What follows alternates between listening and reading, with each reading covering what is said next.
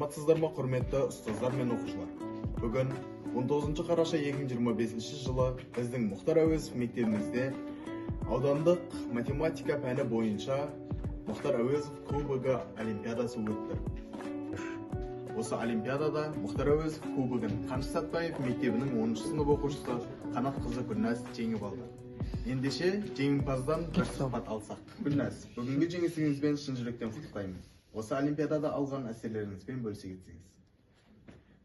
Бүгінгі олимпиадада мен бірінші орын аламын деген негізі ойда болған жоқ. Олимпиадаға кірген сәтінде сұрақтарды мен негізі математика пәнінен 10 класстағы программалар келеді деп ойладым, бірақ сұрақтарды ойлана келе сұрақтар оңай өтті, және де бұл жарыстың әділетті болғанына дәлел келтіре аламын. Бұл жарыстың демеушілеріне рахмет айтқым келеді, және де осы жарысты ұйымдастырушы Мұхтар Әуезов мектебінің математика мұғалімдеріне де мың алғыс.